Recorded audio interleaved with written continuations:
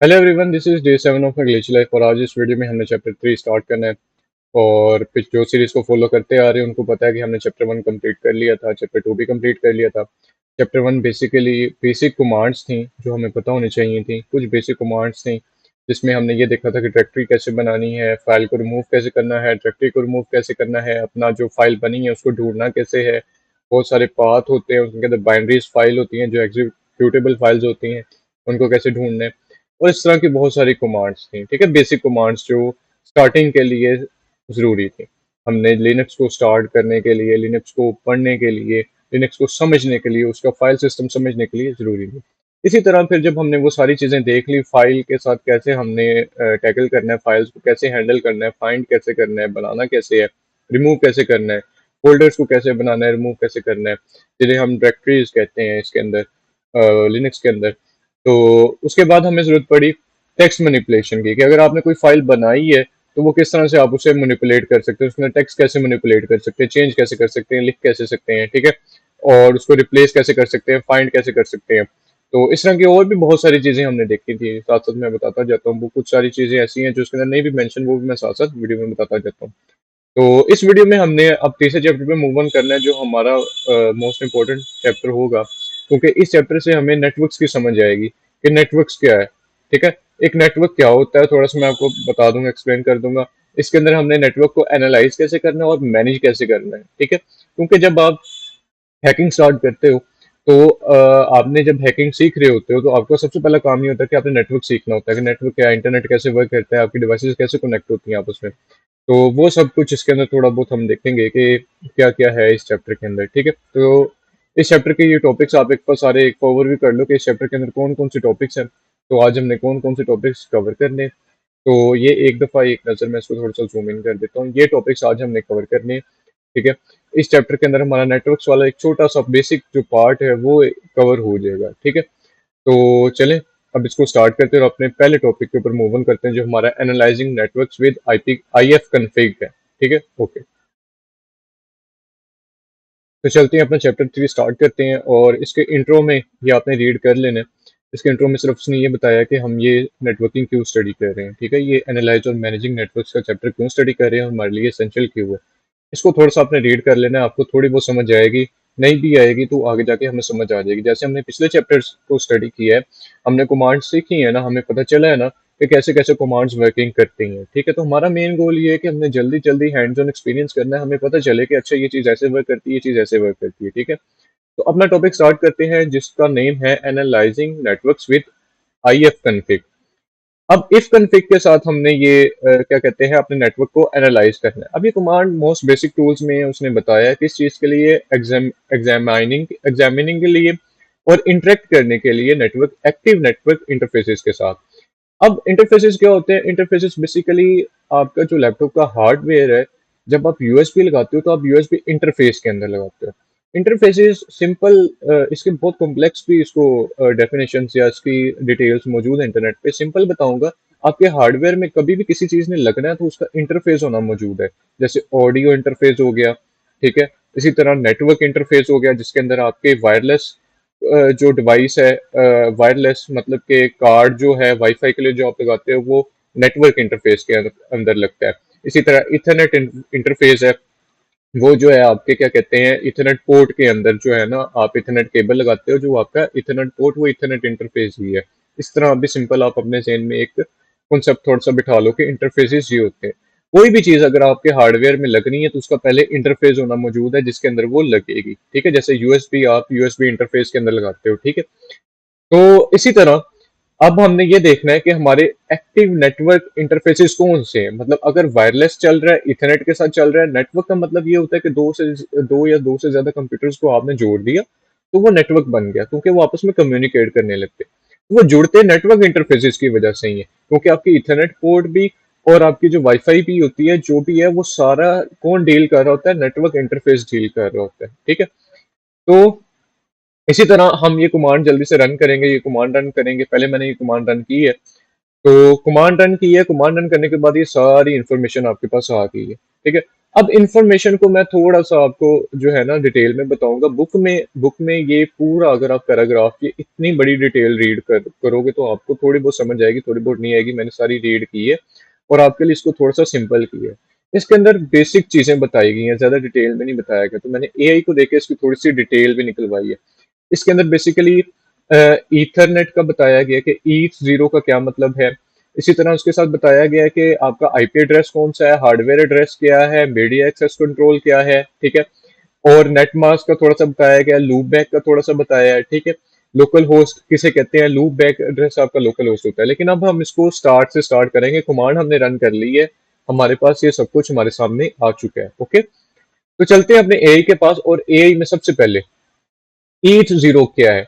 इसका मतलब ये है कि ये आपका प्राइमरी वायर्ड नेटवर्क कनेक्शन है। हमने वर्चुअल बॉक्स इंस्टॉल किया। इस डिटेल में यहाँ पे आपको ईथ जीरो लिखा हुआ नजर आ रहा है, मतलब कि अभी हमारा एक वायर्ड नेटवर्क कनेक्शन अनेबल है। जो वर्चुअल बॉक्स वर्किंग करता है, वर्चुअल बॉक्स आपके लैपटॉप में इंस्टॉल है। आपका एक लैपटॉप है लेकिन उसके ऊपर दो ऑपरेटिंग सिस्टम चला रहे हो। कैसे? वर्चुअल बॉक्स की वजह से। तो वर्चुअल बॉक्स अपना इंटरनेट कहां से लेता है? वो इस लैपटॉप के साथ इथरनेट के साथ कनेक्ट है। ठीक है, उसने आपके लैपटॉप के अंदर एक और लैपटॉप बना दिया और उसको इथरनेट के साथ जोड़ा हुआ है। इसीलिए ईथ जीरो का मतलब है कि एक इथरनेट कनेक्शन जो है वो अभी चल रहा है इस लिनक्स के अंदर, जो आपके ओरिजिनल जो फिजिकल में आपके पास मौजूद है उसके साथ इथरनेट के साथ कनेक्ट है। अगर दो या तीन इंटरफेसेस एक्टिव हो इथरनेट के, तो यहाँ पे ईथ वन भी आ रहा होगा, ईथ टू भी आ रहा होगा, इथरनेट थ्री भी आ रहा होगा। ठीक है, इसका मतलब ये है कि इथरनेट। और नंबरिंग का मतलब ये है कितने ऑन है। लिनक्स में ये जीरो से शुरू होती है। ठीक है, तो यहाँ पे जीरो का मतलब ये है कि एक सिस्टम जो है ना वो डिटेक्ट हुआ है अभी, जो अटैच है। ठीक है, तो इसको भी आप फुल पढ़ोगे तो उसका मतलब जो मैंने आपको समझाया यही है कि काली मशीन आपके होस्ट कंप्यूटर के साथ जो इंटरनेट ले रही है वो इथरनेट के साथ अटैच है। इसी तरह चलते हैं। एल ओ का मतलब क्या है? Loop back. ये लूप बैक का मतलब ये होता है कि ये एल ओ का मतलब ये है। आपको एक कॉन्सेप्ट समझाता हूँ। जब भी आपने अपना लैपटॉप ऑन किया और लैपटॉप के अंदर एक लोकल होस्ट बना लेते हो, अपने लैपटॉप को एक सर्वर बना लेते हो। ठीक है, उसके ऊपर कोई भी वेबसाइट टेस्ट करने के लिए बिना किसी इंटरनेट के। अगर आपने वेबसाइट टेस्ट करनी है किसी और के कंप्यूटर पे तो फिर आपको इंटरनेट की जरूरत पड़ती है। लेकिन आपने वेबसाइट टेस्ट करनी है या कोई भी चीज टेस्टिंग करनी है अपने ही लैपटॉप पे, उसे आप सर्वर बनाते हो, तो वो उसको सर्वर बनाने के लिए आप ये लूप बैक को यूज करते हो। अपने लैपटॉप को लोकल होस्ट बना लेते हो इसको यूज करते हुए, और इस पे अपना जो आपका लैपटॉप एक सर्वर बन जाता है, ऑनलाइन सर्वर की तरह काम करने लग जाता है। लेकिन इंटरनेट की आपको जरूरत नहीं होती। किसको यूज करते हुए? लूप बैक को यूज करते हुए। तो ये दो चीजें आपको इसके अंदर क्लियर हो गई होंगी। ठीक है, लूप बैक क्या है कि ये इंटरनल एक विचुअल होता है कनेक्शन। इसके लिए विचुअल बॉक्स की जरूरत नहीं पड़ती, इंटरनली ये काम करता है। ठीक है, विचुअल बॉक्स तो हमने एक सेपरेट कंप्यूटर ही बना लिया ना अपने कंप्यूटर के अंदर, ताकि हम काली लिनक्स को भी उसी टाइम यूज कर सके। तो ये लूप बैक हमें काली लिनक्स का वो दिखा रहा है कि उसके अंदर क्या क्या चीजें हैं, कौन कौन सी आईपी को हम लोकल होस्ट बना सकते हैं। अभी हम आईपी को भी डिस्कस करेंगे। तो लूप बैक की भी आपको समझ आ गई होगी। लूप बैक में ये आउटसाइड नेटवर्क को टच नहीं करता, ये सिर्फ आपके कंप्यूटर में रहता है। अगर आपने कंप्यूटर में इंटरनेट भी ऑन किया हुआ है तो ये आउटसाइड उस इंटरनेट पे नहीं जाएगा, आपके लैपटॉप के अंदर ही एज एन ऑनलाइन वर्किंग करेगा। ठीक है, वर्चुअल इंटरनल ओनली कनेक्शन होता है आपके कंप्यूटर के साथ। इसका वर्चुअल जो भी कनेक्शन होगा, इसके लिए आपको किसी की सॉफ्टवेयर की भी जरूरत नहीं पड़ती। आप बस थोड़ी सी कोडिंग करते हो, कोडिंग करके एक अपने सर्वर बना लेते हो। वो क्या करता है? लूप बैक को यूज करते हुए आपका एक वो लोकल होस्ट बना देता है। किसी भी लैंग्वेज में आप कोडिंग कर रहे हो, किसी भी लैंग्वेज में आपने वेबसाइट बनाई हो, ठीक है, तो उसको यूज करने के तरीके होते हैं। इसी तरह हम आगे चलते हैं एड्रेसेस पे। अब हम चलते हैं इन चीजों पे चलते हैं। सबसे पहले इनेट का ये मतलब है इंटरनेट प्रोटोकॉल। ठीक है, और यहाँ पे जो यूज हो रहा है वो वेरिएंट 4 यूज हो रहा है। ये स्टैंडर्ड आईपीवी, इसे IPv4 एड्रेसेस कहते हैं। ठीक है, तो इनेट का मतलब ये होता है कि इंटरनेट प्रोटोकॉल। ठीक है, और इनेट 6 का मतलब ये है इंटरनेट प्रोटोकॉल वेरिएंट 6। ओके, तो यहाँ पे ये मेन एड्रेस है जो किस लिए यूज होता है? आपके कंप्यूटर में जो ट्रैफिक आ रही है जा रही है उसको उसके लिए यूज होता है। ठीक है, तो अभी हमारे पास ये वाली आईपी एड्रेस यूज हो रही है, इसको आईपी एड्रेस भी कह सकते हैं, बेसिकली आईपी जो स्टैंडर्ड अब यूज होती है ना, वो IPv4 होती है। ओके, तो इसे इंटरनेट प्रोटोकॉल कहते हैं। ठीक है, आईपी को इंटरनेट प्रोटोकॉल कहते हैं। ओके, तो इंटरनेट प्रोटोकॉल का वर्जन 4 यूज हो रहा है। कहीं पे भी ये काली लिनक्स का जो हमारा है, वो ये एड्रेस अब यूज कर रहे हैं, जो कहीं पे किसी को शो हो सकता है। ओके, इनएट 6 ये न्यू वर्जन होता है, ये लॉन्गर वर्जन होता है आईपी एड्रेस का। ये एग्जिस्ट इसलिए करता है कि अब जो दुनिया है ना, वो IPv4 एड्रेस से जरा दूर जा रही है। ठीक है, वो खत्म होता जा रहा है, या इसकी बहुत ज्यादा रीजन है, लेकिन अब जो लेटेस्ट वर्जन आ रहा है वो इंटरनेट प्रोटोकॉल 6 आ रहा है। ठीक है, तो अब ये इंटरनेट प्रोटोकॉल 6 भी दोनों both time both at a time use हो सकते हैं। ठीक है, अब नेट मास्क का मतलब है सब नेट मास्क। आप ऐसे समझो कि एक बंदे से आपने घर में इंटरनेट लिया हुआ है। ठीक है, उस बंदे के अंदर बहुत सारे इंटरनेट चल रहे हैं, बहुत सारे घरों को दिया हुआ।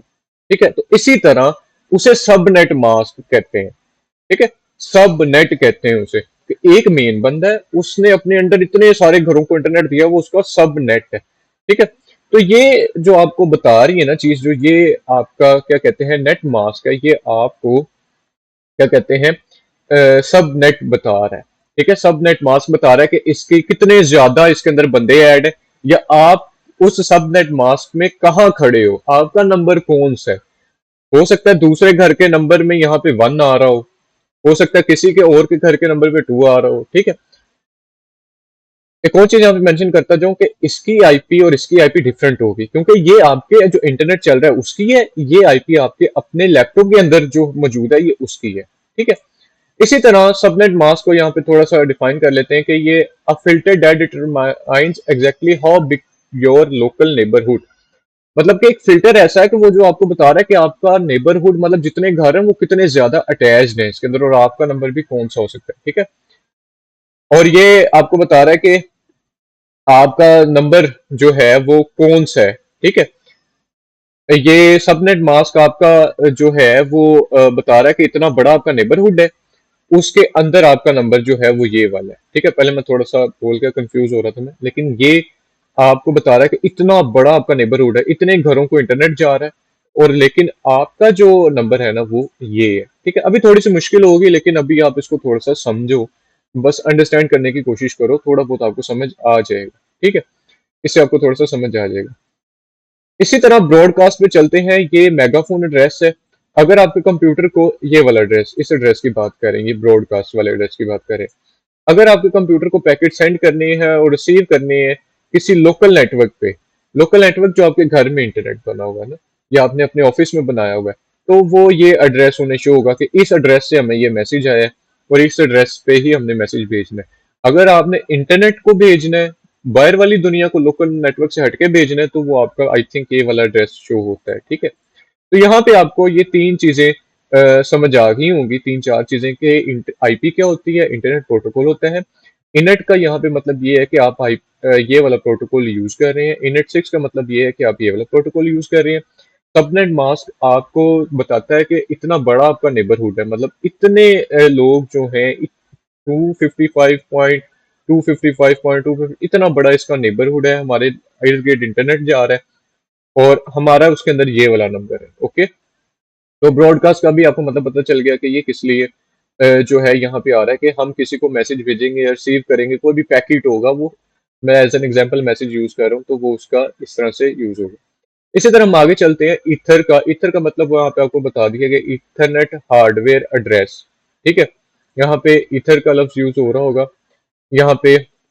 हाँ, ये ईथर आ गया। ईथर का मतलब ये है कि आपका ईथरनेट का हार्डवेयर एड्रेस क्या है। हर मशीन, जो भी device, computer device, mobile device बनती है, उसका हार्डवेयर एड्रेस होता है। जब वो इंटरनेट के साथ अटैच होती है तो वो अपना हार्डवेयर एड्रेस भी भेजता है साथ, और हार्डवेयर एड्रेस चेंज नहीं हो सकता। इसे हम मैक एड्रेस भी कहते हैं। आपकी जितनी भी डिवाइसेस हैं, आपकी स्क्रीन, आपके राउटर्स, आपके मोबाइल्स, आपके लैपटॉप्स, आपकी डेस्कटॉप कंप्यूटर्स, जो भी हार्डवेयर डिवाइस है, उसका हार्डवेयर एड्रेस होता है, जिसे हम मैक एड्रेस भी कहते हैं, मीडिया एक्सेस कंट्रोल भी कहते हैं। ठीक है, तो ये आपका क्या कहते हैं हार्डवेयर एड्रेस, और इसे आप चेंज नहीं कर सकते। आप अपने इंटरनेट प्रोटोकॉल एड्रेस को चेंज कर सकते हैं, आईपी को चेंज कर सकते हैं, किसी और को दिखाने के लिए कुछ रख सकते हैं, किसी और को दिखाने के लिए कुछ रख सकते हैं, लेकिन जो हार्डवेयर एड्रेस एक बार हार्डवेयर को मिल गया वो मिल गया। इसकी एग्जांपल ऐसे है कि एक दफा आपने जहाँ घर बना लिया वो वहीं पे बना रहेगा, जो उसको एड्रेस मिल गया वही मिल गया, ठीक है।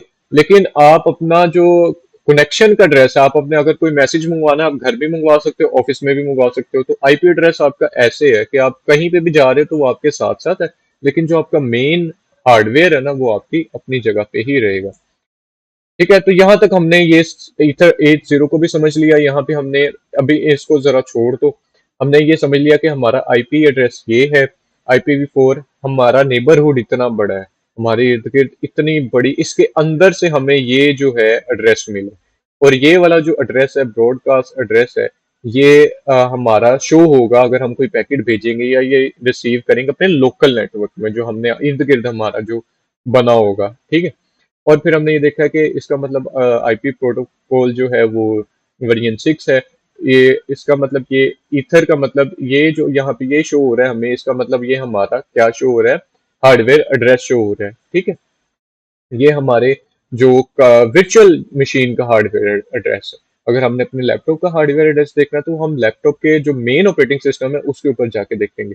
वर्चुअल मशीन क्योंकि एक अलग से कंप्यूटर बना देती है, तो जो उसने कंप्यूटर बनाया और उसका उसके क्या कहते हैं हमें ये दिखा रहा है काली जिस पे चला रहा है, ये उसका हार्डवेयर एड्रेस है, मैक एड्रेस है। ओके, तो नेक्स्ट हम चलते हैं। हाँ, आगे उसने थोड़ा फ्लैग्स का बताया कि ये फ्लैग्स का मीनिंग ये होता है कि आपकी करंट स्टेट क्या है। अप का मीनिंग ये है कि ये ऑन है, रनिंग का मीनिंग ये है कि केबल प्लग है और उसका वैलिड कनेक्शन है, ठीक है।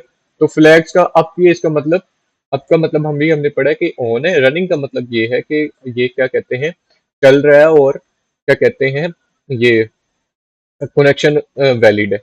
एमटीयू का मतलब ये है मैक्सिमम ट्रांसमिशन यूनिट, कि आपके सिंगल पैकेट के साइज लिमिट कितनी है, ठीक है। मैं जल्दी जल्दी इसको बताऊंगा, ठीक है। ये टॉपिक थोड़ा सा लेंथी है, मैं थोड़ी सी डिटेल्स आपको बता रहा हूँ, ये आपने अपने माइंड में रखनी, बस इसको ज्यादा नहीं सोचना कि यार ये इतना कॉम्प्लेक्स हो रहा है, ये हो रहा है वो हो रहा है, बस आपने ये याद रख लेना। मैक्सिमम ट्रांसमिशन यूनिट है कि आपका जो साइज लिमिट सिंगल पैकेट की डाटा सेंट ओवर, मतलब 1500 बाइट्स का जो सिंगल पैकेट है ना वो आप एक दफा में भेज सकते हो, ठीक है। जो इससे बड़ा पैकेट होगा ना वो स्मॉलर पीसेज में हो जाएगा, जैसे 3000 बाइट्स का होगा तो उसे 1500 में कर दिया जाएगा।